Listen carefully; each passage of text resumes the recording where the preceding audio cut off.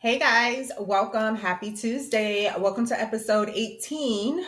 And the topics that we are going to talk about are a little bit different than what we have been talking about the last probably month because the big beautiful bill has been passed by both chambers of the legislature and have been signed by the current president. So we're going to take a break from the big beautiful bill. We pretty much know what's going on. So things that I did want to talk about that came up on, like the zeitgeist of like financial news are the worst cars to buy after 100,000 miles. In case anybody is in the market for cars, cars are necessary for maintaining the biggest thing that we have, which is our income financially. So I thought it was interesting to do a little bit of research on it. The next thing we want to talk about is the state of Americans going out to eat. There's some conflicting information, and I also have personal experience on it. And it's summertime, which you would think more people would have time to eat out, but that's not always the case. And then the last thing I want to talk about is that tariffs are officially back, supposedly. They have made the news cycle about what we are to be expecting, and I'm going to give some brief information about it as well as tie it into the stock market and how the stock market has been doing. Because last quarter, 3 months ago, this time, it went to poo poo. It went really bad. So, and it just recovered. So I'm wondering if it's going to be a thing where um, we're going to have to go through this cycle all over again. So the first thing I want to talk about before we go into like the best or the worst cars to get, if you want to keep them for longer than 100,000 miles, is are you team car payment or are you team cash car? Let me know in the comments. And if you are replay gang, let me know in the comments in that comment stream. I will say that I am team car payment. I have struggled lately to decide, should I get me a cash car that's $4,000 to $5,000, or should I bite the bullet and get like a newer car but pay a car payment? And as much as I hate a car payment, because I hate a car payment and I haven't had a car payment in about 5 years, I am going to get the car payment because that means it's a more expensive car and theoretically it should be more reliable. And as much as I hate car payments, I hate an unreliable car more. So I'm going to go with car payment. But I know there are a lot of people who are more comfortable just paying cash for a car, especially if they can fix it on their own. God bless you guys who can fix your cars on your own. So what are the worst cars to buy after they reach 100,000 miles? Why did I look this up? And why is it important to consider is because inflation has been a thing since 2020, and it looks like we have beaten it. Thank God. Things are not as expensive as they used to be, but there is some concerns now with the tariffs that are going on. Also, a concern is once you have a car that's over 100,000 miles, right? You are more concerned about the price of parts to fix your car because you are probably going to have to fix your car more often than you would when it's between 100 and 200,000 miles versus if it was under 100. And also, we have to be concerned about tariffs because parts are made out of metals, iron, steel, copper, aluminum, all those kind of things. And those right now, imports are being subject to tariffs that are a lot more than they have been in the immediate kind of recent past.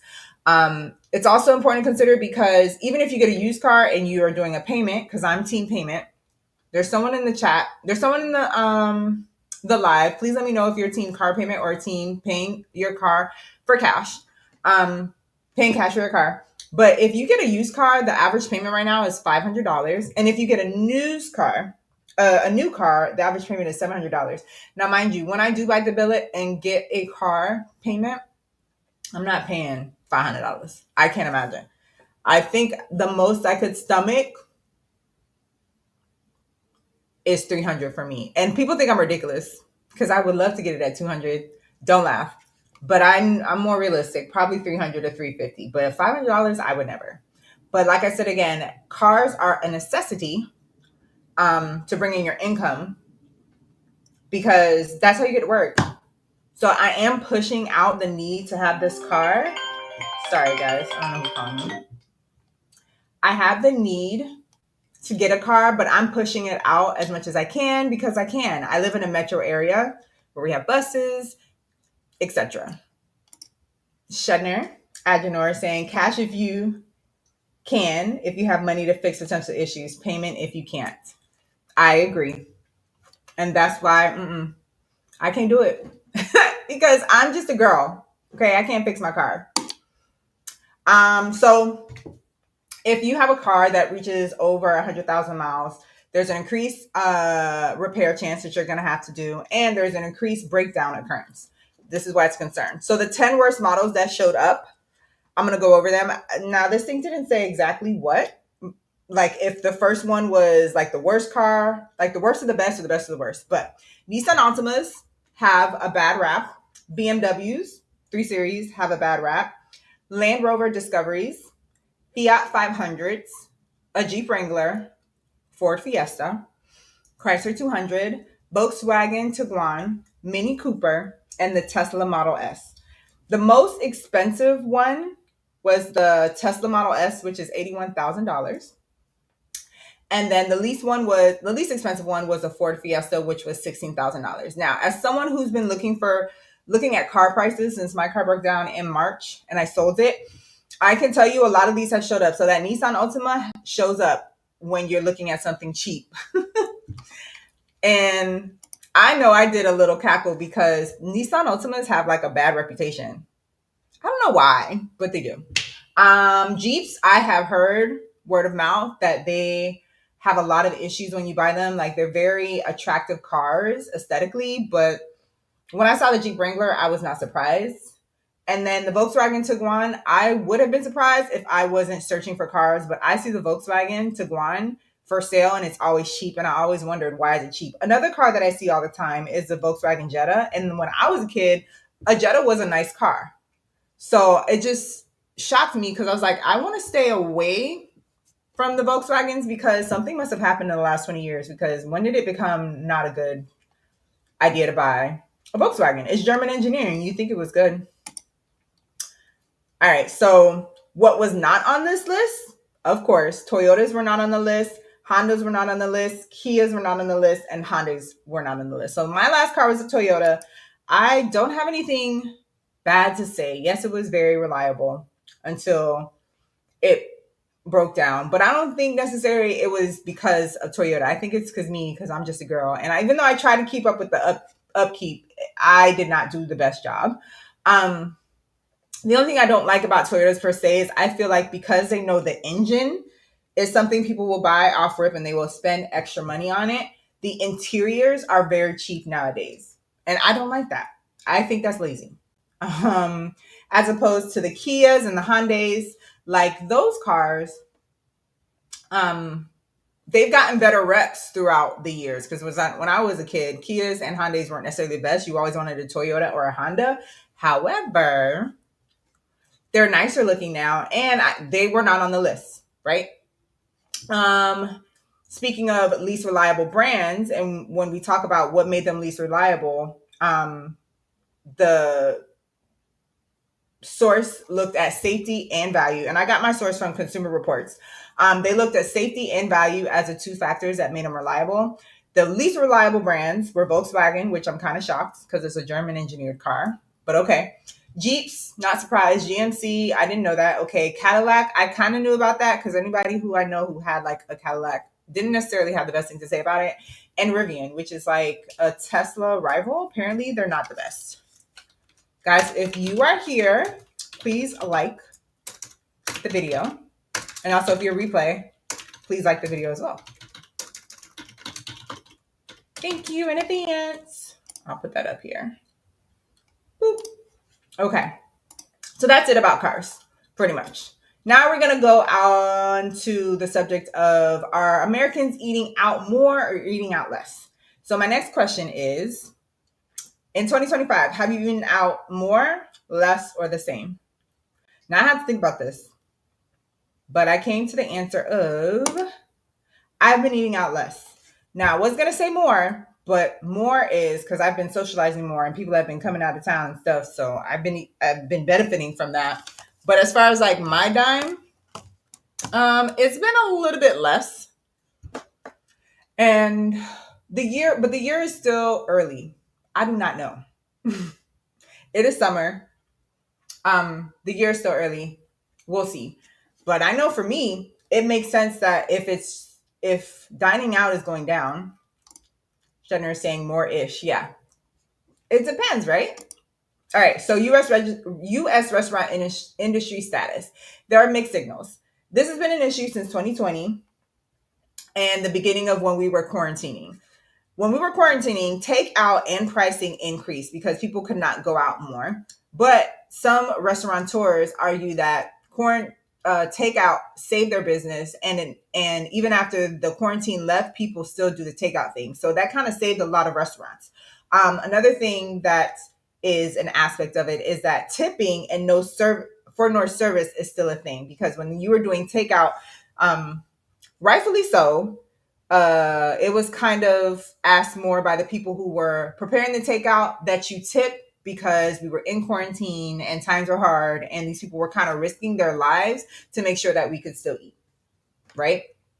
But 89% of US consumers are reporting that they're eating out less now, and that can be for multiple different factors. And we have to look at like places that are shutting down and downsizing. And a lot of casual restaurants are shutting down or they're downsizing. Like Hooters filed for bankruptcy and they're closing down a lot of their locations. TGI Fridays also filed for bankruptcy and they're closing down a lot of their locations. Now, there are still some Hooters and there are still some TGI Fridays. But I know personally, I used to go to TGI Fridays all the time in my 20s. I think it's been like 10 years since I've been, but I like it. I have nothing bad to say about it. But yeah. And there are restaurants like Longhorn, Texas Longhorn, steak or something like that. They're doing really well. Chili's is a brand that's doing really well. But then you have Red Lobster that also filed for bankruptcy. And it was just announced that Bahama Breeze is shutting down a lot of their locations as well. So that's a situation where things aren't doing good, but it was reported as late as March of 2025 that restaurant sales were up 2%. But 2% is not a lot. So is that really up? If inflation is up 3%, which is what the goal is, it could be up 4 or 5%. 2% is not like a big hurrah, hurrah, we made it. And that was in March. People that I guess were studying whether restaurants were doing well or not so well kind of concluded that that was probably because in March it starts to get warmer, and also because in March people are getting their tax refunds. And I can attest, as a server for a few years now, February and March is a time where it peaks up a little bit more because people got that money from the government. So yeah, they're gonna eat. They're gonna get their steak. They're gonna get their burgers. They might go to Red Lobster a little bit more than they would any other time of the year because they're not getting a couple $1,000s back from the government that they overpaid. So that's interesting. So when I went ahead and try to assess where I've been eating out, if I've been eating out more or less or the same, I would say that I know I'm personally eating out less. And that's because I'm trying to save, trying to be mindful. There are other things that I want to do, and people can cook at home. We got food at the house. But we need our restaurants. So I hope that it trickles up a little more throughout the year. Summertime, people are traveling. So at least in tourist locations, I hope it trickles up because we need our restaurants. And then the last thing we're going to talk about is tariffs. The president has made an updated announcement of when he wants to reinstate them. And he did an executive order that says they'll be reinstated starting August 1st. So a little bit under a month. The latest countries affected that he made an announcement on are Japan. He's raising tariffs to 25% on any imports from there, as well as South Korea, which is also 25%. And then when you talk about goods that are gonna affect us here in America, he is increasing tariffs of copper by 50%. A little bit earlier during this year, he increased tariffs on aluminum for sure. And there was another item, like a precious metal, that he increased tariffs on. And that affected, I believe, Europe. But copper is the next thing, and copper is important to our everyday life because copper is used a lot in semiconductors. And I don't know what a semiconductor is, but I know it has something to do with tech, right? Copper is important with electric vehicles. So Tesla or any hybrid you have, that's important. It's important in construction. Now that is something I remember from my youth, like copper piping and things like that. So that's kind of like an old school use that it has, but it's an old and faithful one. Like we're always going to need housing. And then the last thing, which is quite important, especially in America, is we use a lot of copper in our military functions, probably for weaponry and like aviation and artillery and things like that. So that is something that we need to brace for. And then another thing that was noted in my source, which was Yahoo Finance, is that his next thing that he's going to be looking into is pharmaceuticals and raising the tariffs as high as 200%. I think that is going to be something special. As someone who used to work in the healthcare industry, we're really going to have to look up details about that because my eyes got really big. Like 200% on like drugs and drugs involved things. That is not good. Just think how in 2020 that would have affected us if like that was put on the Moderna shots and the Pfizer shots, 200% increase in how much it costs. So if he's talking about everyday drugs and hospital drugs, that is something that is going to considerably affect all of us, whether we're healthy or not. Not many deals have been made since last April though. So that is a consideration to take because remember he postponed it for 3 months and his point was that he was going to make all these deals, but he was kind of forced to stop it because the bond market was being affected and people were taking foreign investors were taking their money out of bonds. But since what was that, April till now, he's only made deals with England, Vietnam, and China. China was the biggest one because they had that like big war where they were charging each other like 75, then 100%, and then 125%. So they got that down relatively lower than the highest it was going to be. But there have not been many deals made, and we don't know how Japan. Let me go back a slide. So Japan and South Korea, I put their flags over here on the right. We don't know how they're going to respond, but what I do know is that Japan and Korea have made other trade deals with their neighbor over here, China. So I don't know if this is going to work or it's going to backfire, but we will see. We're going to find out August 1st. As far as the stock market, when he made this announcement, I think yesterday, it was down 500 points, which is to be expected, but it's not nearly as bad as like 2,000 points, 2,500 points that it went down in April. And then today it closed down only 160 points. So in total, we're down like 700 points, not quite 1,000. We're honestly going to have to see where time goes. I have heard speculation that the market is probably just going to ignore him unless something ignore his tariff announcements unless something drastic happens. So it's possible that April downslide was the worst it's going to be. And I hope so for, a lot of things involved because that can be devastating for your market to go down, especially for people who are closer to retirement. I feel bad for them. And that's pretty much it. We just got to watch the market.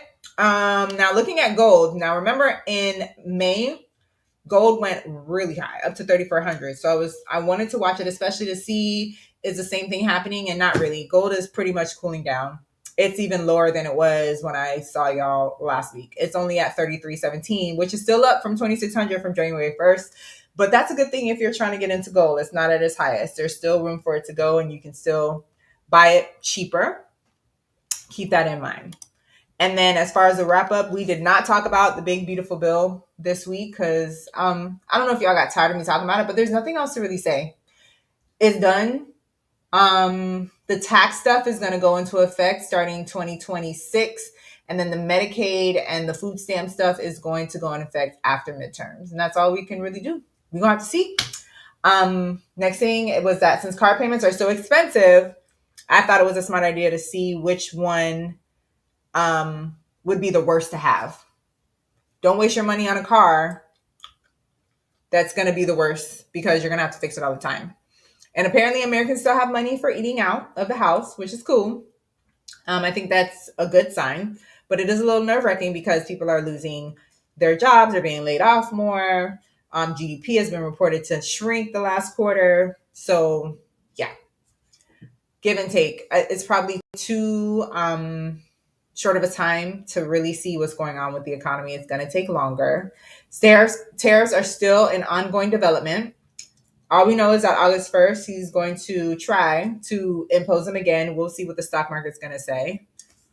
What about the best cars? I didn't look up the best cars. I just looked at the worst cars because the worst cars is what I'm trying not to get. But remember when I did say that um, Toyota, Honda, Kia, and Hyundai were not in that list. So I did it. I kind of did it by process of elimination. If they weren't on that list, I'm gonna start looking at those 4 cars. I think it would be wise for. I mean, just don't look at those last 10 and the least reliable. Gold is still going up overall. So if that's something that you're interested in, I monitor the price for you so you don't have to. And that's about it, y'all. Thank y'all so much for showing up as always and supporting.